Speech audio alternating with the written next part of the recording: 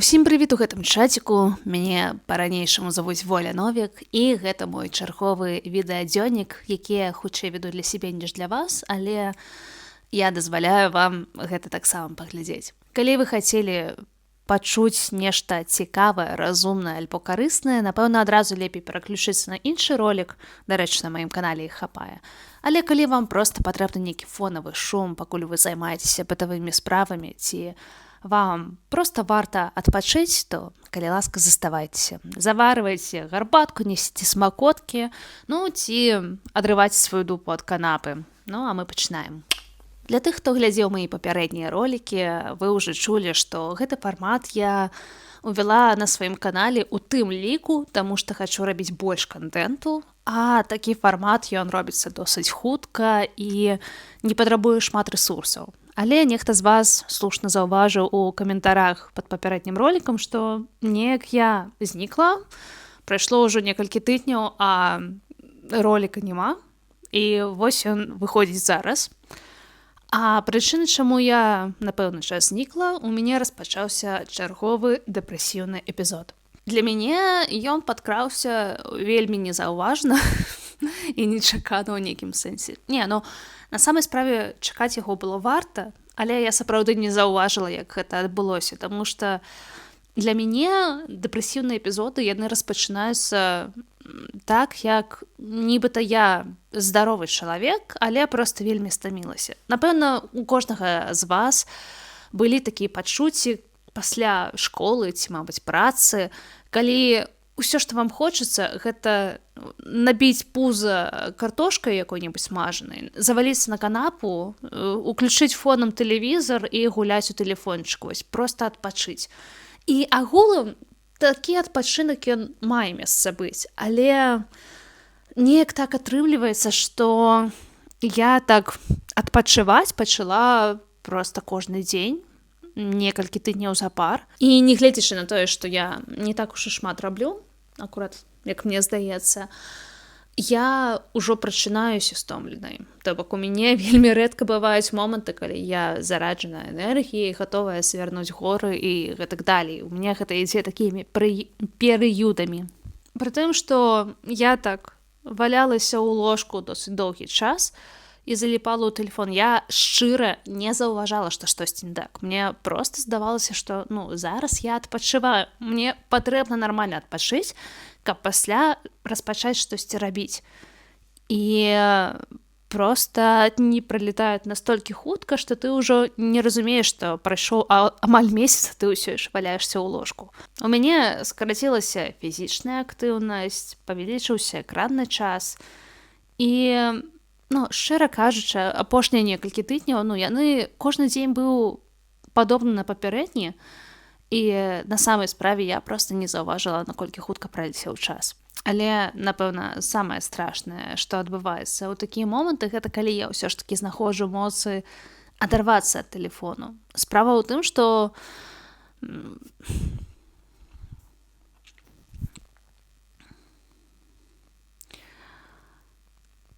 на пачатку кожнага відэадзёніка я кажу пра тое, што гэтае відэа хутчэй падыходзіць для таго, каб яго слухаць фонам, пакуль вы чымсьці займаецеся. І гэта адна з маіх у нейкім сэнсе залежнасцяў. Я зараз вельмі часта спажываю кантэнт фонам, таму што калі ёсць нейкі фонавы шум, я магу хоць неяк функцыяніраваць.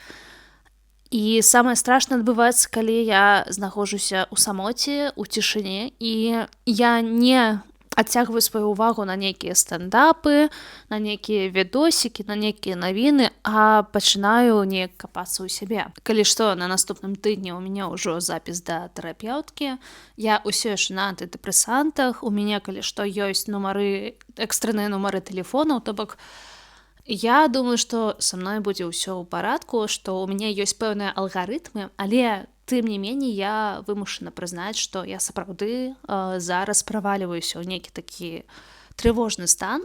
Ён мяне трохі палохае, хаця з іншага боку я намагаюся да гэтага ставіцца як проста да пратакола. Окей, зараз вось адбываецца гэта, мы п'ем гэтую таблетачку. Калі пачнуцца вось такія думкі, мы там патэлефануем туды-то і гэтак далей.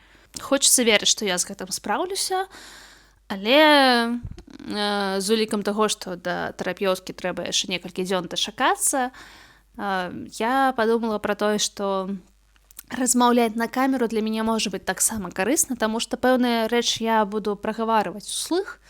Ну, так адбылося, што я магу размаўляць з сабой толькі на камеру. Не бывае такога, каб я гатавала і казала: «Воля, а распавядзі, калі ласка, што ты зараз адчуваеш?» Ну, ведаеш, Воля, я апошнім часам сумна сябе пачуваю. Ну, так не адбываецца. Напэўна, было б лагічна такія рэчы абмяркоўваць з сям'ёй ці з сябрамі, але мне гэта таксама цяжка даецца. І з папярэднім тэрапеўтам я разважала на гэтую тэму, я зразумела, што мне досыць цяжка пра такія рэчы гаварыць сваім блізкім людзям, таму што у моманты, калі мая псіхіка дае нейкія збоі, у мяне ёсць адчуванне, што я стаю з гранатай задорванай чэкой. І я не хачу, каб аскепкі гэтай гранаты разляцеліся і паранілі маіх блізкіх, таму самае лепшае, што я бачу, гэта забіцца ў кут і накрыць гэтую гранату жыватом, каб гэта зачапіла толькі мяне. Але тым не меней, чамусьці размаўляць на камеру, а пасля выкласці гэта ў інтэрнэт, я сабе дазволіць магу. Мабыць, у мяне ёсць думка, што мои блізкія не глядзяць мой канал, хаця і моя лепшая сяброўка і сестра досыць часта кажуць мне класныя рэчы наконт майго контенту, хваляць, падтрымліваюць. І, дзяўчаткі, я вас вельмі люблю. Але з тым жа тэрапеўтам мы з ім гаварылі на тэму таго, што такімі рэчамі варта дзеліцца хаця б з кімсьці, ну, ці хаця б іх прагаварваць услых, таму што прызнаюся, у мяне некалькі гадоў таму былі суіцыдальныя думкі, і гэта не першы такі эпізод. У мяне такія думкі ўзнікалі адносна часта на працягу доўгага часу. І калі я тэрапеўту казала пра тое, што мне вельмі страшна, што я з сабой штосьці зраблю, ён мяне супакайваў тым, што не хвалюйся, калі ты здольная пра гэта сказаць услых, то рызыка таго, што ты сапраўды з сабой штосьці зробіш, яна зніжаецца. Таму што да суіцыду даходзяць тыя людзі, якія пра гэта маўчаць. То бок, ну, у іх гэтае напружанне ўнутры копіцца, а калі ты пачынаеш з кімсьці дзеліцца, плакаць, пражываць гэта, то напружанне зніжаецца. І то бок, ты больш верагодны, што ты гэтага не зробіш. Шчыра кажучы, дзеліцца такімі думкамі на камеру і пасля выкладаць гэта ў інтэрнэт, ну, адчуваецца трохі небяспечна. І у мяне ўзнікаюць думкі, што гэта могуць пабачыць не толькі тыя людзі, якім я давяраю, якія мяне падтрымаць, але тым не меней, я думаю, што гаварыць пра такія рэчы важна, і такім чынам я дапамагу не толькі сабе, што я вось зніжу гэтае напружанне, а, мабыць, камусьці, хто гэта слухае, гэтыя словы таксама вельмі патрэбныя. Проста ведайце, што вы не адні ў такой сітуацыі, што людзі з такім жывуць, выжываюць, і, магчыма, ёсць шляхі неяк з гэтымі сітуацыямі справіцца. Як я ўжо казала, сумныя думкі, назовем іх так, у мяне ўзнікалі досыць даўно, напэўна, першыя думкі пра суіцыд, і, мабыць, нават нейкія спробы у мяне адбываліся яшчэ ў падлеткавым узросце, прыкладна ў 13 гадоў. Я тады сутыкнулася з доўгатэрміновым булінгам у школе. Мне гэта давалася вельмі цяжка. У мяне было адчуванне, што я засталася адна, што ў мяне няма сяброў.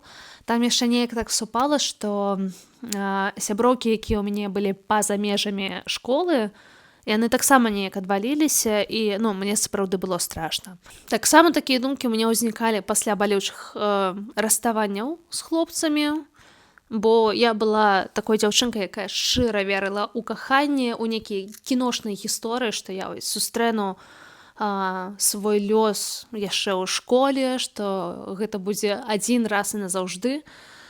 Але, ну, рэчаіснасць апынулася не такой, і я гэта таксама балюча перажывала. Ну і таксама пэўныя рэчы, якія былі звязаныя з навучаннем, з працай, з палітычнай сітуацыяй. Карацей, любыя крызісы маглі рана ці позна прывесці мяне да такіх сумных думак. Але магу сказаць, што акурат зараз у мяне ёсць упэўненасць, што я гэтага не зраблю. То бок думкі такія могуць прыходзіць у галаву, але ёсць упэўненасць, што я не накладу на сябе рукі. І, напэўна, гэтая думка у мяне з'явілася ў галаве пасля таго, як 2 гады таму памер мой тата.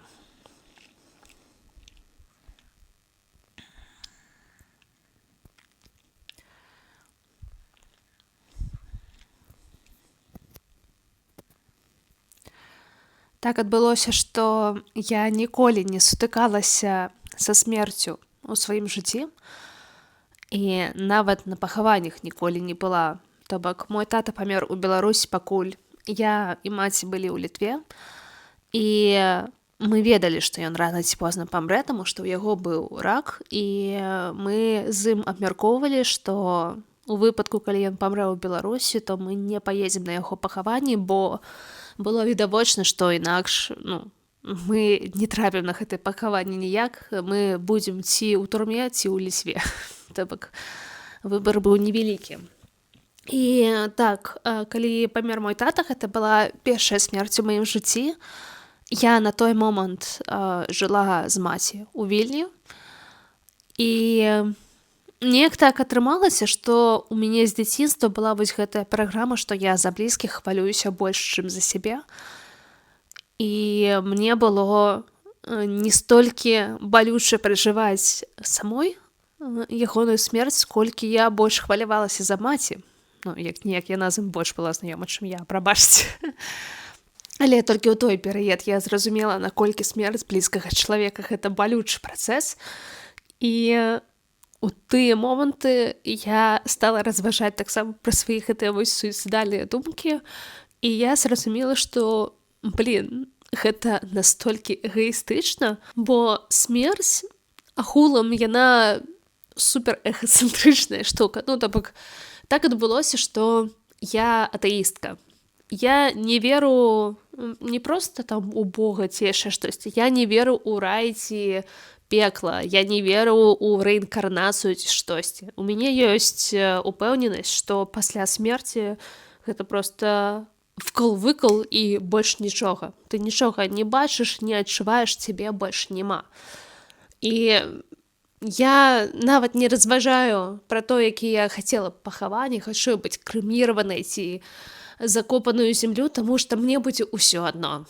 То бок нават калі мяне ў морзе згвалтуе нейкі студэнт, мне будзе ўсё адно, таму што гэта ўжо не я, гэта проста абалонка майго цела. Але гэта будзе не ўсё адно маім блізкім. Маёй маці, маёй сестры, маёй лепшай сяброўцы, мабыць, некім маім знаёмым, мабыць, камусьці з маіх былых, мабыць, аднакласнікам, сябрам дзяцінства і гэтак далей. І так адбылося ў той перыяд, што я перастала баяцца смерці. То бок вось усе гэтыя разважанні наконт таго, што гэта для мяне і што гэта для людзей вакол, для мяне стала відавочна, што паміраць гэта не страшна. Але гэта пиздец, як страшна, калі хтосьці іншы памірае. Бо для сябе гэтая гісторыя не скончваецца. Таму так, я не настолькі эгоістка, каб глушыць боль такім шляхам. Я не хачу, каб праз гэта хтосьці іншы пакутваў. Вось ізноў жа вяртаемся да гэтай алегорыі з гранатай і чакой. Са смерцю прыкладна тая ж гісторыя. То бок мне не страшна памерці, мне страшна, як на гэта будуць рэагаваць мае блізкія.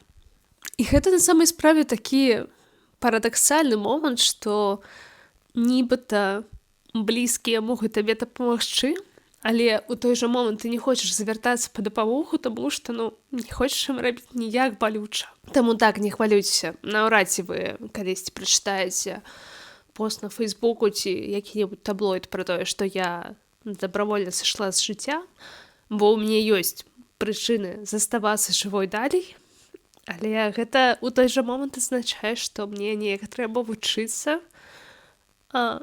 жыць з тымі болямі, якія ў мяне ёсць.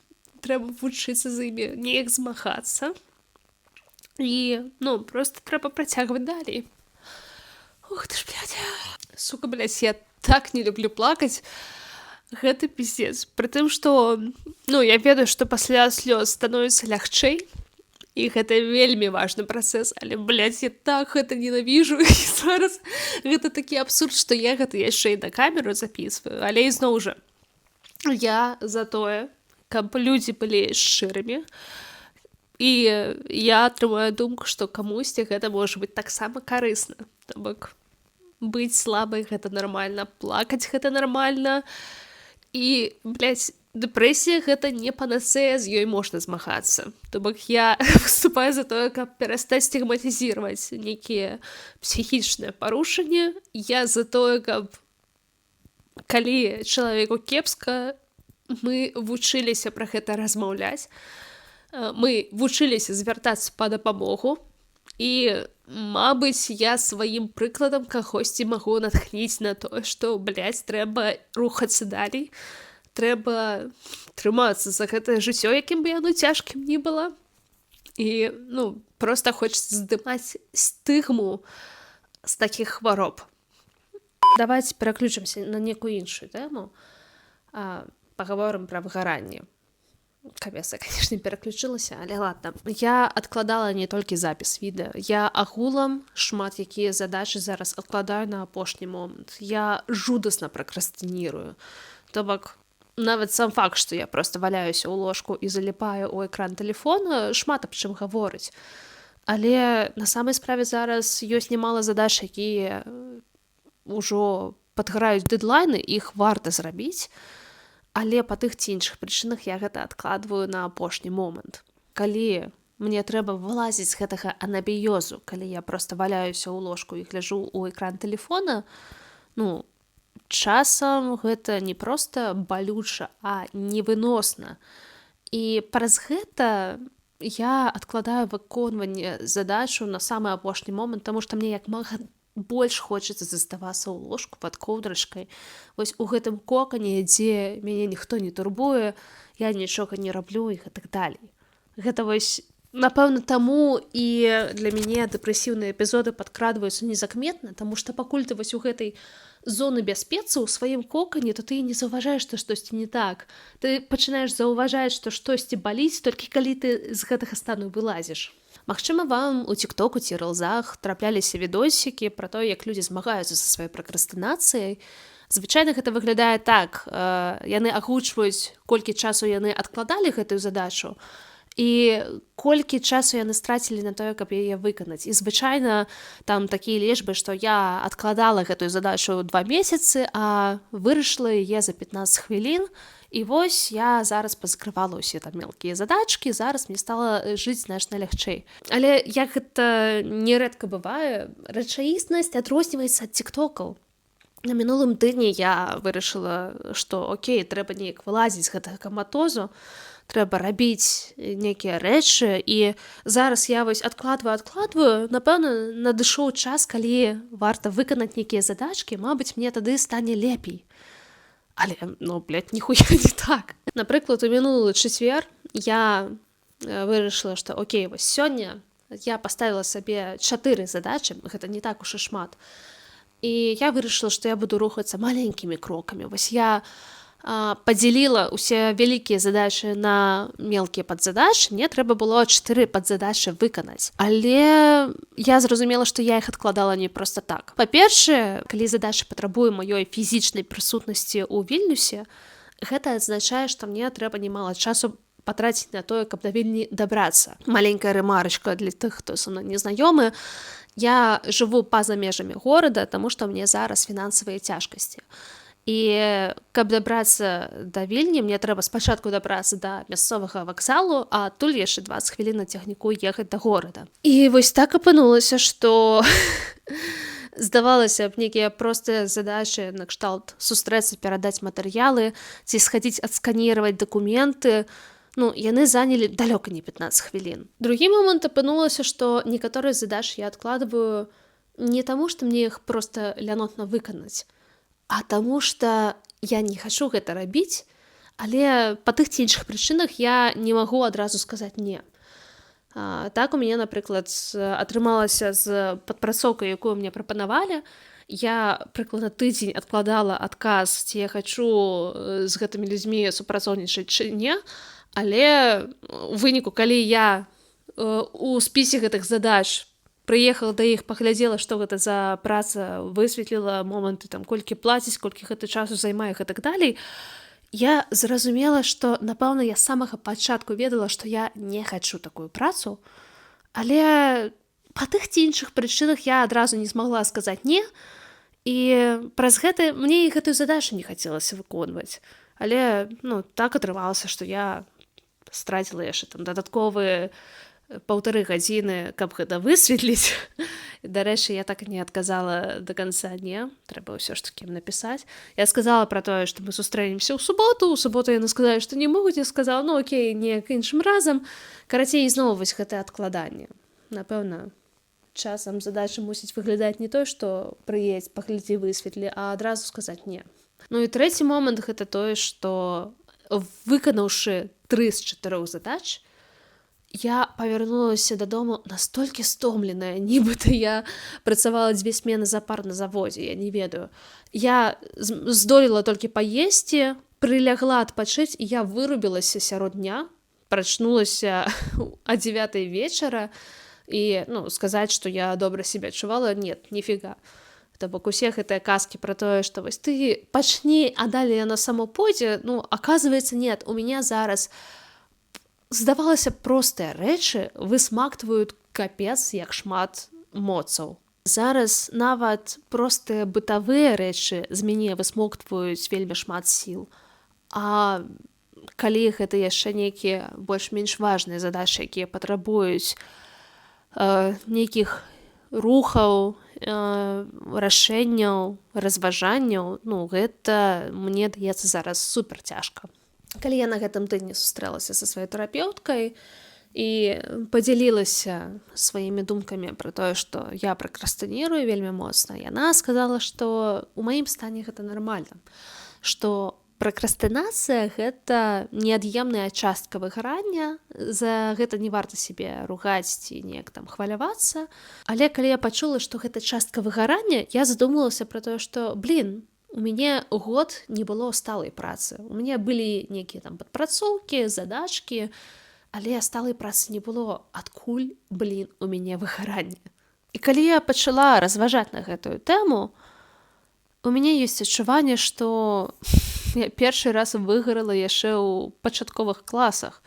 Я дакладна памятаю той момант, калі у мяне проста зніклі ўсе эмоцыі. У пачатковых класах я была выдатніцай, я вучылася ў харэаграфічным класе, то бок гэта азначала, што 3 разы на тыдзень я па 2 гадзіны займалася народнымі танцамі.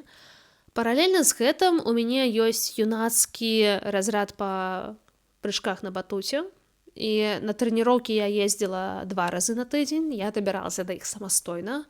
То бок я сама пасля школы збірала заплечнік, на тралікі ехала ў палац піянераў, там 2 гадзіны займалася, вярталася дадому. То бок у мяне быў досыць такі насычаны лад жыцця. І пад канец 3 класу я вельмі стамілася ад гэтага, і у мяне патрошку пачала падаць паспяховасць, то бок замест 9-10 я ўжо стала атрымліваць 8-9. Нібыта незначна, але вось гэта былі такія званочкі. Я пачала спазняцца на трэніроўкі, а з народнымі танцамі я завязала, як толькі з'явілася першая магчымасць. А таксама я памятаю, што часам, досыць рэдка, але такое адбывалася, што я магла проста з ніфіга пачаць плакаць. То бок усё добра, нічога кепскага не здараецца, але проста на перапынку я ні з таго ні з сяго пачынала рыдаць. І вакол мяне збіраўся натоўп аднакласніц, аднакласнікаў, яны запытваліся, што здарылася, а я кажу, я не ведаю, што здарылася, але ў мяне проста цеклі градам слёзы. І зноў жа, такія эпізоды адбываліся досыць рэдка, але яны адбываліся.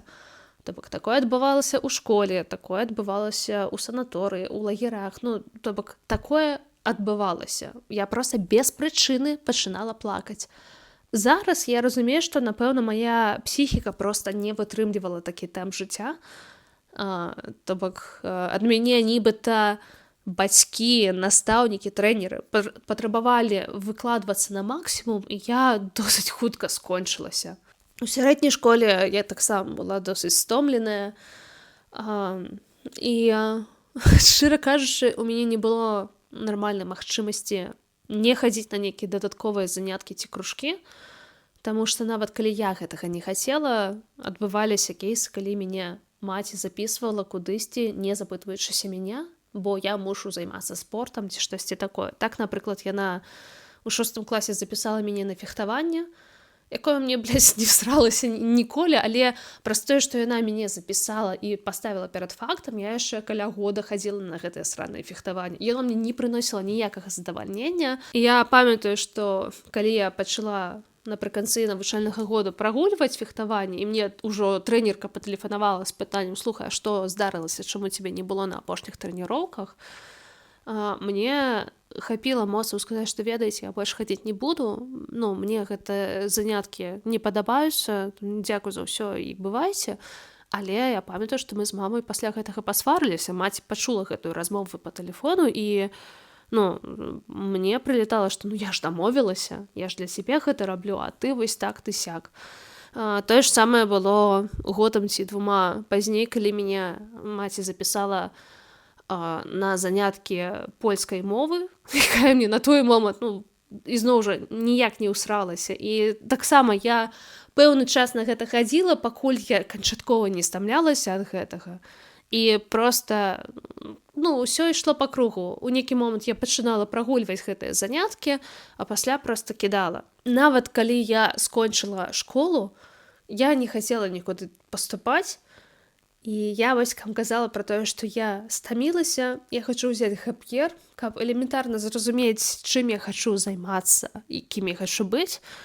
І на гэта мае бацькі адрэагавалі вельмі негатыўна, і мяне фактычна прымусілі паступіць. І вось у мяне ёсць адчуванне, што я нібыта з дзяцінства, з пачатковых яшчэ класаў, проста жыву выгаранне за выгараннем, то бок я не умею нармальна жыць. Любая задача, за якую я бяруся, я аддаюся ёй вельмі шчыра, я аддаюся цалкам. Неважна, гэта можа быць праца, гэта могуць быць стасункі, гэта сяброўства, я аддаюся цалкам. Я аддавацца на палову проста не ўмею. Вось гэты дуалізм у маёй галаве, ён перашкаджае жыць, таму што у мяне ўсё ці нічога.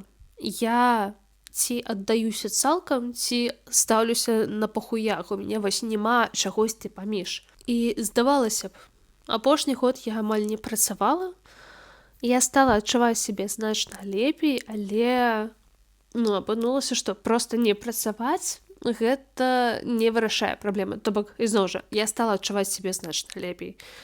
І я гэтаму вельмі ўдзячна. Але да канца гэта праблему не вырашае. Яшчэ адзін такі момант. Канчаткова і фінальна я выгарала ў 24 годзе, таму што у мяне было 2 працы плюс падпрацоўка, плюс стасункі, якія адчуваліся як 3-я праца. І мне хацелася зарабіць шмат грошай. Мне хацелася быць такой паспяховай, класнай. Я хадзіла са сваёй камандай на хакатоны, мы прасоўвалі ідэю стартапа і так далее. Мне хацелася быць вось гэтай зоркай, рок-зоркай, як заўгодна. Мне хацелася быць паспяховай, багатай, прыгожай і класнай. Але скончылася гэта вось гэтым. І зараз, я не ведаю, напэўна, неяк патроху пачынае беларуская супольнасць вылазіць з крызісу, але мне ўсё часцей прыходзяць прапановы з нейкімі падпрацоўкамі ці працамі. І, шчыра кажучы, ёсць вялікая спакуса згадзіцца на ўсё, але я сябе проста стрымліваю. Я зараз згадзілася на адзін праект, які не высмоктвае з мяне шмат моцу, і там досыць добрыя грошы. Але калі мне дасылаюць нейкія прапановы яшчэ, то першая думка, што, гэта ж будзе дадатковы заробак. Я ж магу нармальна так у месяц падымаць. А другая думка: а памятаеш, вось 2 гады таму ты ўжо праходзіла падобную сітуацыю, скончылася гэта тым, што наступны год ты сидзела не проста без грошай, але без працы, без моцаў і без жадання жыць. Таму зараз мне прыходзіцца прыкладаць дадатковыя намаганні, каб не згаджацца на дадатковыя нейкія падпрацоўкі. Я зараз узяла адзін праект, які не высмоктвае з мяне ўсе сілы, і за які мне добра плацяць грошы. Але вельмі цяжка не згадзіцца на іншыя прапановы, якія прыходзяць. За апошні год я зразумела, што грошы гэта на самай справе не галоўнае. Гэта класна, калі яны ёсць, але гнацца за імі і прадаваць сваё здароўе дакладна не варта. Ну і пад канец хочу паразважаць на тэму культа прадуктыўнасці, таму што гэта тая пастка, у якую я трапіла досыць рана, і зараз я разумею, што гэта хуйня на постным масле. Гэта тое, што цябе забівае як фізічна, так і маральна. І, напэўна, гэта супер небяспечна, асабліва калі ў цябе ёсць здольнасць да дэпрэсіўных эпізодаў. Я думаю, што у нас могуць будавацца такія ілюзіі ў галаве, што вось калі я дасягну вось такога-то заробку, я стану шчаслівай. Вось калі я буду ў такіх стасунках, я буду шчаслівай. Калі я буду жыць у гэтай краіне, працаваць у гэтай кампаніі, ездзіць у адпачынак у спа там ці яшчэ штосьці, я буду шчаслівай. Але гэта вось адкладзенае шчасце, гэта самая страшная пастка. Зараз я разумею, што вось 2 гады таму я трапіла на гэтую хвалю, таму што я думала, што вось зараз я пастараюся, а пасля будзе заебісь. І вось гэта зараз я пастараюся, яно ў мяне з дзяцінства. Я была выдатніцай не толькі таму, што маці так хацела, таму што я думала, што гэта дапаможа мне. Вось зараз я пастараюся, а пасля ў мяне будзе высокааплочваемая праца. Вось зараз я сцярплю вось гэтую хуйню ў стасунках, і пасля ў мяне будзе шчаслівы шлюб. Нет, так гэта не працуе. Адзін з маіх любімых прыкладаў чалавека ў дэпрэсіі — гэта саліст групы Linkin Park Чэстэр Беннінгтон. Для тых, хто не ведае, ён сышоў з жыцця ў 41 год. Ён павесіўся праз тое, што ў яго была зацішная дэпрэсія. І я лічу, што гэта вельмі важны прыклад у медыа, таму што здавалася б, што ў Чэстэра было ўсё. Ён быў паспяховы, знакаміты, багаты. У яго была прыгожая жонка, 6 дзяцей, вялікі натоўп фанатаў, напэўна, добрыя ганарары, але ўсё гэта яно не змагло перакрыць той боль, з якім ён змагаўся. І зараз яго, напрыклад, для мяне з'яўляецца важным нагадваннем, што шчасце — гэта не пра тое, каб быць знакамітай і паспяховай, гэта не пра сям'ю і дзяцей, гэта пра цябе саму. Я больш не хачу імкнуцца да нейкіх эфемерных дасягненняў, таму што мая галоўная мэта ў гэтым жыцці — гэта быць шчаслівай. Напэўна, варта даўно прызнаць, што усе гэтыя працы, поспехі і так далей, яны не з'яўляюцца гарантам шчасця. Таму я радая, што я на тым шляху, на якім я зараз. Я радая, што я здольна гаварыць пра свае страхі, пра свае праблемы, пра сваю хваробу. Мне класна, што ў мяне ёсць магчымасць валяцца ў ложку, а пасля сидзець і займацца самарэфлексіяй. Я думаю, што зараз я для свайго шчасця раблю значна болей, чым калі я працавала на некалькіх працах ці намагалася пабудаваць ідэальныя стасункі ці штосьці яшчэ. Думаю, на гэтым ужо варта завяршаць. Дзякуй за тое, што былі са мной у гэты момант. Калі вы хочаце мяне падтрымаць, у вас ёсць магчымасць заданаціць мне грошыкаў.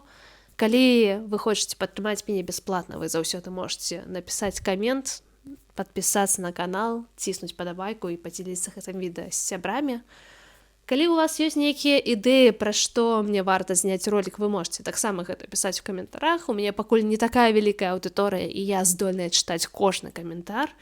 Таму давайце заставацца на сувязі і Нават калі я знікаю на 2-3 тыдні, ведайце, што я абавязкова павярнуся. Усім шчасця, здароўя і да сустрэчы.